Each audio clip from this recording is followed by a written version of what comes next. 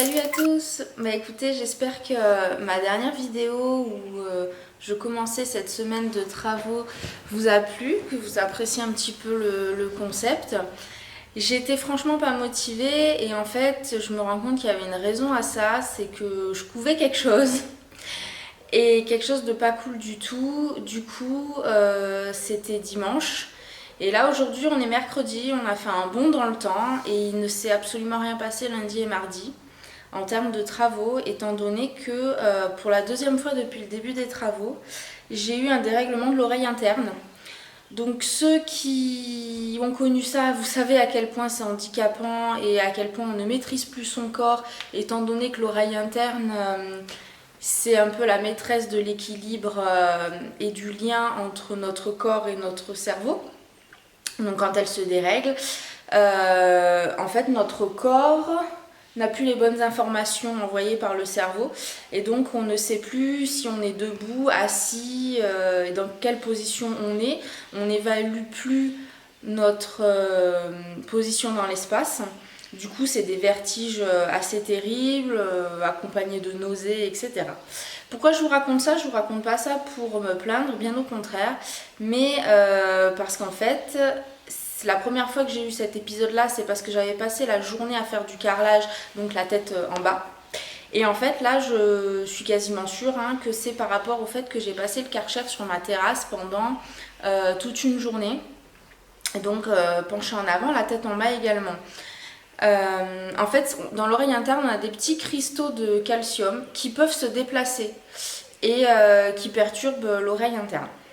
Donc là, je suis sous médicaments et cet après-midi, je vais voir l'ORL pour faire des examens un peu plus complémentaires parce que c'est pas normal à moins de 35 ans, dès qu'on fait une journée de travaux, d'avoir un problème comme ça. Donc, normalement, tout le monde n'a pas ce genre de désagrément. Maintenant, je vous en parle pour vraiment vous dire de faire attention quand vous faites des travaux parce qu'on pense aux chutes, aux coupures, aux choses comme ça en fonction des endroits où on bricole ou des objets qu'on manipule. Mais on pense pas à ce genre de trucs et il peut y avoir d'autres choses qui se passent dans notre corps qui peuvent être assez graves quand même. Enfin, c'est pas grave, mais en tout cas, c'est très handicapant. Et moi, je regarde beaucoup de vidéos sur internet de bricolage, etc. Et je vois des gens très bien qui font des choses très sérieuses, qui expliquent bien, qui incitent, qui éduquent les gens à se protéger, à utiliser les bonnes manières, les bons outils, les gants, les machins, etc. Et puis après, je vois aussi des choses vraiment casse-gueule, des gens qui font honnêtement n'importe quoi. Des fois, ça fait peur, quoi. Et je citerai pas, mais ok, ça fait sourire sur le moment. Je vais pas parler de buzz, mais bon voilà, ça donne un peu d'originalité à la vidéo. Mais très sincèrement, c'est dangereux. Donc faites attention. Chacun fait ce qu'il veut de sa vie et de son corps. S'il y en a qui veulent se suspendre à 4 mètres de haut, c'est très bien pour eux. Mais voilà, vraiment faites attention. Et faites des pauses. Là il fait chaud en ce moment, c'est l'été, buvez régulièrement. Voilà, faites attention parce que là du coup, au lieu d'avoir une semaine productive, en fait j'ai une semaine où j'ai passé 2 jours au lit et où là je sais pas vraiment ce que je vais réussir à faire pour le reste de la semaine. Donc en plus ça m'a complètement freinée dans mes travaux, alors que si dimanche, au lieu de passer 6 heures la tête en bas, j'avais fait des pauses, j'avais fait autre chose, j'avais levé la tête, j'avais tout ça, j'aurais davantage pu avancer les jours qui ont suivi. Voilà, donc vraiment faites attention, évitez le surmenage, accordez-vous des pauses, parce que c'est pas parce que pendant 3 jours vous allez faire que ça que les choses vont forcément plus avancer, étant donné que les jours d'après, vous risquez d'avoir un contre-coup un peu violent. Voilà, donc ça c'était pour un petit peu vous expliquer pourquoi finalement cette semaine de vidéo qui devait être assez chargée, elle va pas l'être tant que ça. Là, je vais quand même essayer de faire la crédence de ma cuisine parce que c'est pas au sol, c'est en face de moi. Donc normalement, je devrais pas avoir trop de mouvements de de va-et-vient de bas en haut, en fait, voilà, ce qu'il faut que j'évite de faire, c'est de me pencher en avant. Le problème, c'est que on s'en rend pas compte, mais quand on a un problème, on s'en rend compte. On fait tout le temps ça. On se penche tout le temps en avant pour ramasser un truc, pour faire du ménage, pour faire son potager, pour cueillir un truc dans le jardin. Voilà, tu veux vider ta poubelle dans ta salle de bain, tu te penches en avant pour la ramasser. Voilà, on se penche tout le temps en avant, quoi. Même pour remplir ton lave-vaisselle, bah, tu te penches en avant, enfin voilà. Et tous ces gestes-là, en fait, bah, je peux plus les faire sans avoir des nausées et sans avoir la tête qui tourne. Donc ça va être un peu compliqué de continuer à bosser vraiment. Je pense que le carrelage du hall... honnêtement, je sais pas si je vais pouvoir l'attaquer cette semaine, ce qui m'embête bien parce que bah voilà, il n'y avait pas de notre fille et du coup, quand elle sera là, ça va être compliqué de lui expliquer qu'il faut pas qu'elle marche sur le carrelage et puis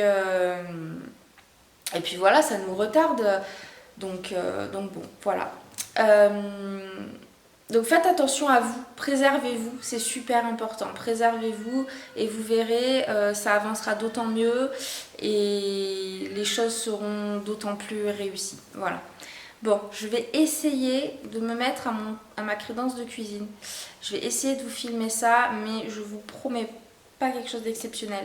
Je sais pas si... Enfin, en gros, si je me sens pas bien, j'arrête quoi. Voilà. Allez, à plus tard.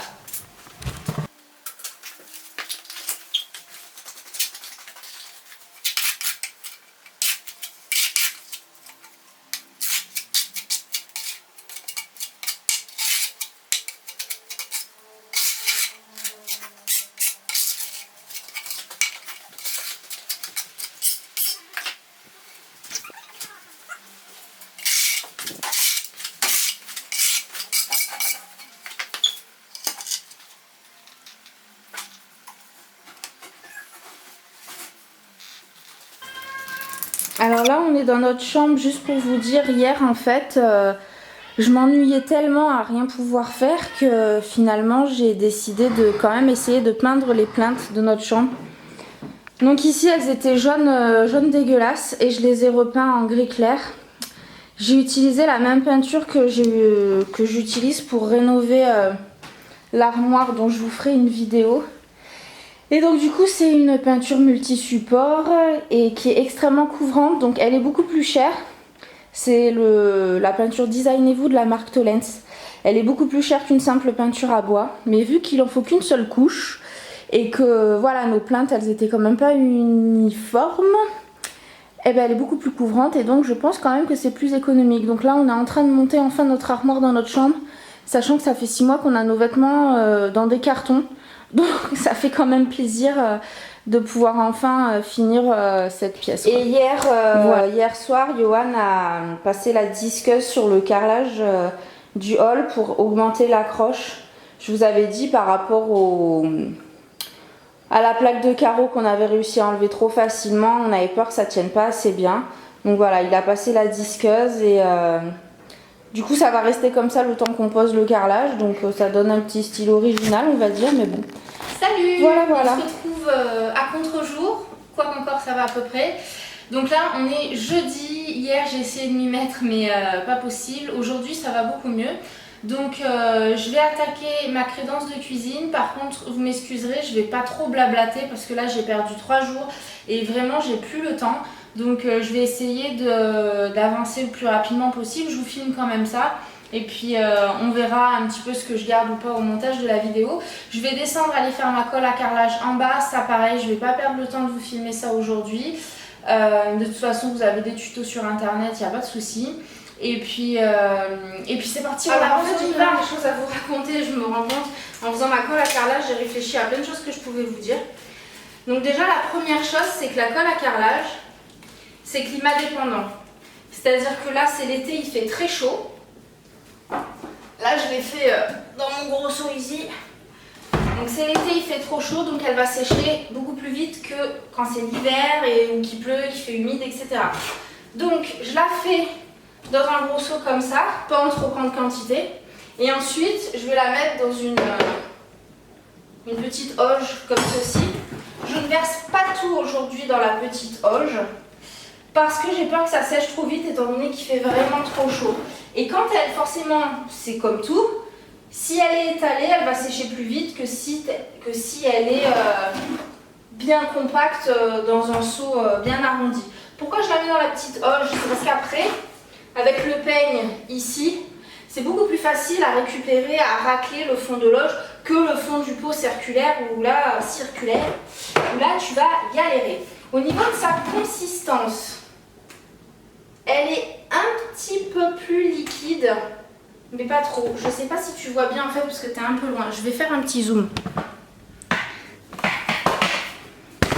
Voilà, là on est mieux.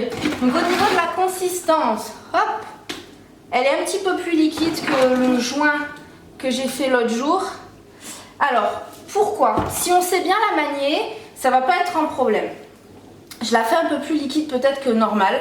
Parce que je trouve que pour le carrelage mural, cette texture pas trop épaisse, un peu liquide, ça va vraiment aider à faire ventouse entre le carreau et le mur. Et du coup, même si tu poses pas ton carrelage sur un plan de travail ou sur un support, mais que tu le poses à même le mur à une certaine hauteur, tu vas pas être obligé de tenir ton carreau pendant un quart d'heure pour qu'il ne bouge plus. Parce qu'il va y avoir vraiment cet effet ventouse. De la texture un peu visqueuse de la colle qui va faire que tu vas le tenir pendant 2 minutes et ensuite tu peux le lâcher, il bougera plus parce qu'il adhérera bien au mur et au support. C'est ce que j'ai fait dans la salle de bain parce que dans la salle de bain j'ai mis le carrelage au mur, il ne repose sur rien mais avec cette texture bien collante ça n'a pas été un souci. Voilà, je vais t'éloigner un petit peu, donc j'en mets un tout petit peu dans mon loge, le seau il retourne en bas, ça séchera moins vite dans le seau. Donc j'utilise de préférence, là j'en ai 2, je vais te montrer la différence. Tu as plusieurs sortes de peignes, aussi bien en fonction de la taille que de la forme. Donc là moi c'est des peignes en 3 mm, c'est ce que j'utilise tout le temps, même pour le carrelage au sol. À la base, avant de savoir, j'avais acheté des peignes en 10 mm, mais ça te fait 1 cm de colle. Si tu fais du double encollage, c'est énorme, ça te fait 2 cm de colle, plus l'épaisseur de ton carreau, c'est absolument pas la peine. Donc moi j'utilise du 3 mm, je fais un double encollage, ce qui fait 6 mm de colle, plus l'épaisseur du carreau, c'est largement suffisant. Il en existe en triangle, comme ça, en pointe. Et il en existe en carré. Je sais pas si tu vois, ça fait un peu comme les tourelles d'une tour de fortification. Je préfère utiliser le triangle. Pourquoi? Parce que j'ai l'impression à l'usage que le carré, quand tu racles ton carreau, il enlève plus de colle que le triangle. Le triangle va laisser plus de colle sur le carrelage tout en laissant suffisamment d'accroche. Donc, quand j'ai pas d'autre solution, par exemple quand on est 2 à le faire, je peux utiliser le carré, c'est pas un problème, mais si j'ai le choix, je préfère le triangle. Je vais me mettre comme ça pour que tu vois bien. Ensuite, les croisillons, je les transporte dans un petit verre en plastique, comme ça je trouve ça pratique. J'utilise des croisillons tout simples, hein, ce qui se fait de plus classique. J'utilise des croisillons de 2 pour le mural, et pour le sol j'utilise des croisillons de 3. Honnêtement, au niveau protection des supports, je suis pas la reine, hein. J'ai juste mis un petit plastique de rien du tout sur mon... Je te montre mon carrelage, il est super joli. Voilà, ça fait, ça fait des losanges, effet un peu pailleté bleu clair. Il y en a qui appellent ça le carrelage Reine des Neiges, le carrelage princesse, bref. Tu lui donnes le nom que tu veux. Si tu aimes mon carrelage, mets un pouce. Vert, pas rouge. Allez, c'est parti. Donc forcément, comme elle est plus liquide, elle coule un peu plus. Hein. Est-ce que tu vois ce que je fais? Attends. Je te baisse un peu, comme ça tu verras mieux. Voilà. Donc là, vu que je travaille sur un plan de travail, c'est pratique parce que ça m'aide à porter mon carreau. Mon carreau qui est assez épais, qui est assez lourd. Alors, je sais pas si j'ai la meilleure technique du monde. Il y a des mecs bricoleurs qui m'ont vu faire mon carrelage et qui m'ont dit que je me démerdais vachement bien. Donc, j'ai envie d'y croire. Hein.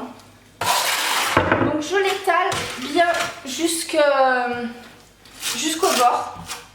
Voilà, je veux vraiment qu'il y ait du carrelage, de la colle, pardon, partout. Et ensuite, pour ne pas en fait que quand j'appuie mon carreau contre le mur, la colle déborde dans le joint. Il y en aura toujours un peu, mais pour qu'il y en ait moins.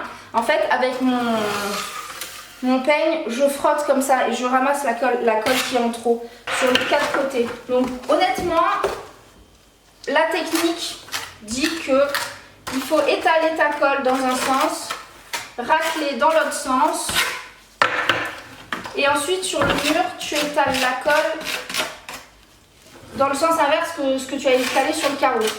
Je sais pas si c'est très clair, mais bon, tu m'auras compris. Donc là, j'ai étalé ma colle. Sur mon mur, ça va être plus facile que j'étale ma colle de haut en bas. Donc sur mon carreau, je vais griffer de bas en haut, de droite à gauche, pardon. Et donc comme elle est très liquide, il faut quand même avoir un petit tour de collier pour récupérer la colle qui risque de couler. Et ensuite, hop, je racle le bord du carreau pour pas faire un joint dégueulasse. Voilà, donc là j'ai encollé mon carreau, très bien. Maintenant je vais encoller mon mur. Donc dans le sens inverse, on a dit de haut en bas ou de bas en haut parce que je trouve que c'est plus facile vu la configuration de mes prises électriques. Je précise que j'ai coupé l'électricité avant. Et là, tu vois pas ce que je fais, donc je te change encore de position. Es-tu d'accord? Oui, voilà. Donc je te change encore de position. Hop. Qu'est-ce que je voulais te dire? Je voulais te dire que j'utilise de la colle blanche, que j'en fous partout. Bon, c'est pas grave, je nettoierai après. Donc j'utilise de la colle blanche. Je pense que c'est toujours la marque par Exlanco. Et le truc, ça s'appelle crème quelque chose. Polycrème, je crois. Ouais, ça doit être ça. Polycrème. Voilà, j'en fous partout. Donc, tu travailles avec une éponge à côté de toi pour essuyer rapidement les débordements de colle si tu es aussi agile que moi. Voilà. On va poser ça par terre. Ensuite, je positionne ici mes croisillons. Donc là, 2, c'est suffisant. Je prends mon carreau. Et là, c'est la merde. Parce que les meubles hauts sont positionnés. Donc, je n'ai pas beaucoup d'espace pour jouer. Alors... Mon plan de travail est droit, donc si je suis mon plan de travail, ça devrait aller. A priori, je ne devrais pas avoir besoin de niveau à bulle. Et de toute façon, là, le niveau à bulle, j'ai pas trop la place de l'utiliser. Alors. Hey! Je suis pas trop mal. Un chouïa, comme ça. Et donc ensuite, pour finaliser la fixation de ton carreau, tu fais le bourrin. Et c'est Dodo qui va être content ce soir en rentrant à la maison de voir que j'ai arrêté. En fait, c'est pas une bonne idée que le carreau soit posé sur le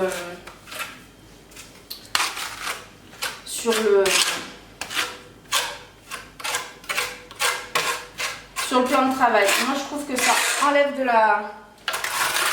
la mobilité. Donc, je préfère le tenir dans les bras. Ça a l'avantage de faire les muscles. Alors, ce qu'il faut savoir aussi, c'est que le mur, c'est moi qui l'ai plâtré. Puisqu'il y avait un ancien carrelage.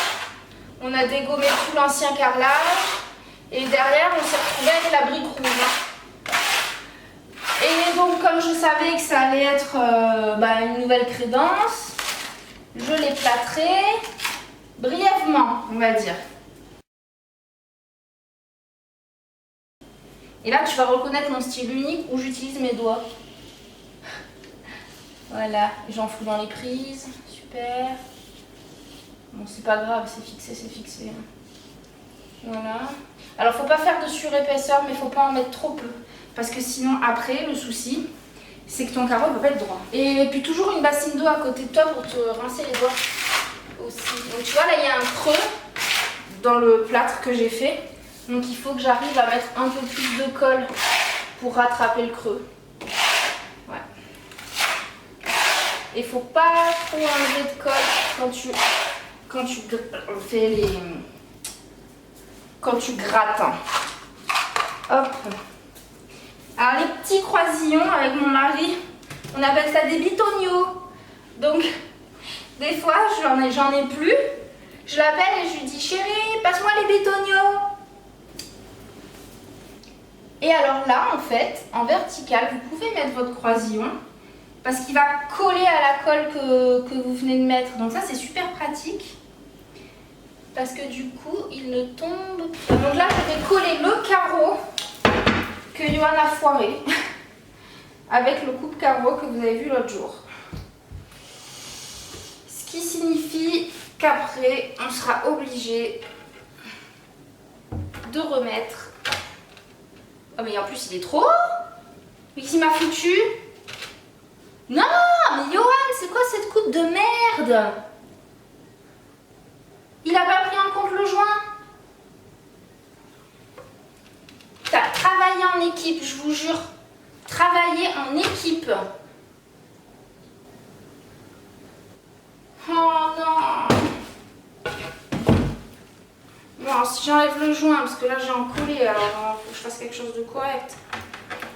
Mais ouais, il n'a pas pris en compte le joint, putain.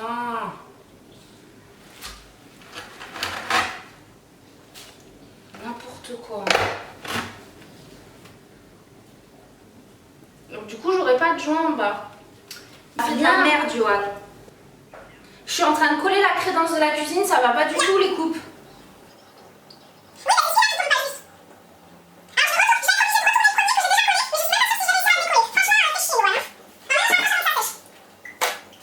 Franchement, vous savez quoi?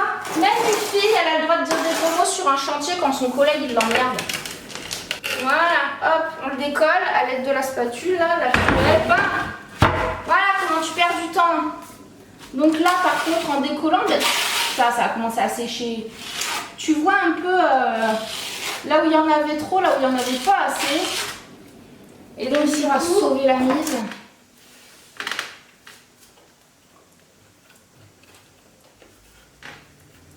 C'est le bordel. Eh ben, moi qui voulais faire ça vite. C'est le caca total. Il y a un truc jaune là, je sais pas ce que c'est. Oh le con, il m'a fait peur. Alors, on est de niveau. Donc là, je viens de vous faire une grosse coupure de vidéo parce que c'était bourré d'injures. Oui, je parle comme un charretier quand je fais du bricolage. Il y en a un qui m'énerve. Cette partie de vidéo est chaotique. Donc je disais, il faut poser quand vous avez des carreaux comme ça à motifs, et notamment des motifs qui se suivent, il vaut mieux à chaque carreau le poser à blanc pour vérifier que le motif se suit bien, parce que là j'ai fait l'erreur, c'était à l'envers, donc j'ai dû le décoller, le réencoller pour le mettre dans le bon sens. Voilà, donc il y a toute une zone où je vais mettre une sacrée épaisseur de colle pour rattraper le fait qu'il n'y ait pas de plâtre. En fait, sur le carreau d'à côté, il y a une partie qui sonne un peu creux. C'est pas terrible, ça me plaît pas trop, mais bon, en même temps, je vais pas passer mon temps à décoller et recoller chaque carreau, quoi. Donc, hop, j'en mets beaucoup à cet endroit-là. Et j'essaie de faire passer de la colle, en fait, même sous le carreau, là. Je le bourre après coup. Vous voyez? Hop, et puis là, voilà. Là où il y a des bombées, je gratte. Et là où il n'y a pas de bombée, je laisse une bonne épaisseur.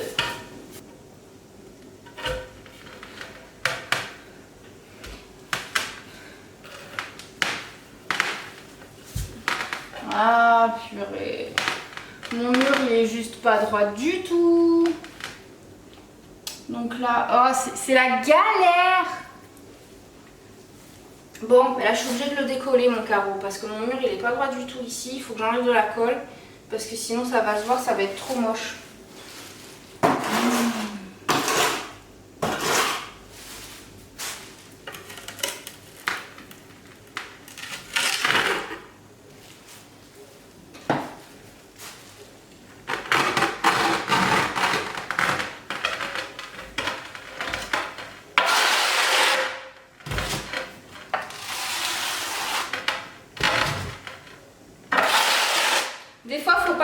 chose. Hein.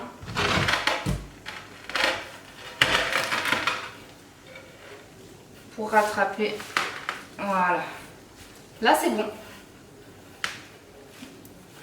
Des fois, faut pas enlever grand chose hein, pour réussir à rattraper et que ça soit de niveau. Disons qu'il y a une toute petite différence, mais elle est vraiment infime. Donc ça ira. En fait, celui-là, j'aurais dû mettre un tout petit peu plus de colle là pour le surélever un petit peu. Mais ça ira. À chaque carreau, surtout quand c'est des grands carreaux, moi je vérifie quand même c'est droit. Et je vais surtout appuyer là où il y a un peu de problème de ces carreaux, c'est qu'ils coûtent vraiment très cher. Et quand vous achetez comme ça un carrelage qui coûte vraiment très cher, vous avez vraiment pas envie de vous louper. Et quand vous vous loupez, bah, vous faites avec parce que là, ce carrelage, il n'était même pas vendu au mètre, il était vendu au carreau, à la plaque. Je veux même plus savoir le prix, mais c'était assez horrible.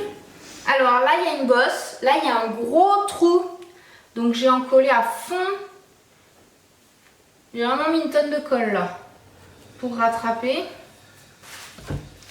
Alors, autre chose d'important, quand vous choisissez votre carrelage, si c'est vous qui allez le poser, ne vous dites pas, oh celui-là il va être compliqué à poser parce qu'il y a des motifs, parce qu'il y a différentes formes, parce que ci, parce que ça, je vais galérer.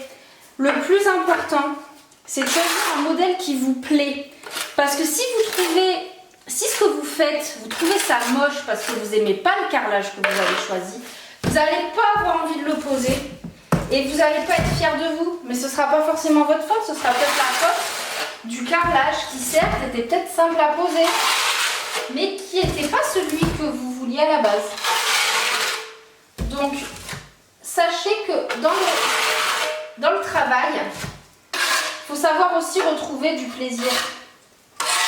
Et le plaisir, quand on rénove sa maison, c'est de faire quelque chose de beau, qui nous plaît et qui nous correspond. Ne cherchez pas non plus à choisir un carrelage parce qu'on vous a dit que celui-là était beau. Que ce soit pour le carrelage, les meubles, la déco, tout ce que vous voulez, hein, c'est pareil. Faites ce qui vous correspond, ce qui vous plaît, même si c'est très très original, même si ça peut paraître kitsch, tu t'en fous, c'est chez toi. Fais-toi plaisir. Donc là, il me reste pas beaucoup de colle. Je vais finir le peu de colle que j'ai en collant un ou deux carreaux au sol avant d'aller à mon rendez-vous. Ce que je voulais vous montrer ici, c'est que c'est comme le mur qui n'était pas droit, le sol n'est pas droit non plus. Et quand on a des petits carreaux, c'est facile de jouer. Des petits carreaux de 10 par 10 comme ça, c'est facile. Par contre, quand on a des grands carreaux, celui-là fait 45 par 45. Tout de suite, c'est plus compliqué, il va falloir jouer sur l'épaisseur de colle. Parce que si j'appuie ici, je pense que vous voyez et vous entendez que là, on a une bosse, là, on a un creux. Et par là, on a une bosse aussi. Par conséquent, je vais devoir mettre plus de colle à cet endroit-là que à cet endroit-là. Quasiment pas ici, mais un peu quand même, parce qu'il faut quand même que le carrelage tienne. Pour combler le creux et que le carreau soit plat, et notamment qu'il ne dépasse pas à ce niveau-là, au niveau du joint avec notre carrelage. Donc, posez à plat, à sec, sans colle. Analysez, réfléchissez. Et puis... c'est ici et ouais, un peu ici aussi. Ici, je vais devoir mettre énormément de colle parce qu'il y a une grosse bosse à ce niveau-là. Donc c'est parti, on y va. Et pour le sol, donc j'en colle avec les croisillons. Avant d'en coller, j'ai bien dégraissé mon sol. Je préfère jouer sur les épaisseurs de colle pour l'encollage au sol. C'est plus facile que pour l'encollage sur le carreau, en fait. Parce que forcément, le carreau, il est plat. C'est le sol qui n'est pas droit. Quoique dans certaines gammes, vous pouvez trouver des carrelages, notamment les carreaux en lame de bois, qui sont très longs, qui sont un peu arqués. Hein. Faites attention à ça. Il y en a qui ont eu des soucis. Donc voilà, le carreau, j'en colle normalement. Je fais pas de surépaisseur de colle. Et c'est le sol ou le mur que j'en colle davantage, en fait. Alors, la difficulté de ce carrelage, qui est très beau, c'est que bon, déjà c'est des grands carreaux, 45 par 45, donc c'est lourd. Et je peux vous dire que c'est lourd pour un mec, c'est encore plus lourd pour une fille. Donc là, j'en fais qu'un ou deux, ça va. Mais quand vous passez la journée à faire ça, ben à la fin de la journée, ça vous fait les biscottos et puis ça vous fait aussi les abdos. Parce que mine de rien, les abdos ils travaillent beaucoup quand on fait du carrelage. Hop là! Alors je m'étais amusée à peser les carreaux de ma salle de bain. Et avec chaque carrelage, parce qu'en plus ils sont épais, ils font 1 cm d'épaisseur. Ceux-là sont moins épais. Mais ça, chaque carreau fait 5 kg. Donc ça veut dire qu'à chaque fois que j'encollais mon carrelage de salle de bain, j'avais 5 kg au bout des bras. Plus fort. Là, on veut que ça s'enfonce. Et pas trop fort là où il y a la bosse. Enfin, plus fort là où il y a la bosse et moins fort là où il y a le creux. Alors, il y a des endroits, en fonction du sol et du support que vous avez, vous ne pourrez pas éviter des écarts. Donc, il vaut mieux choisir à quel endroit ça se verra le moins. Par exemple, moi, mon angle derrière la porte, là, ça se verra pas trop. Donc, le truc, ting, le carreau, il est plus haut que l'autre. Mais je suis obligée. Sinon je casse toute la dalle et je refais toute la fois.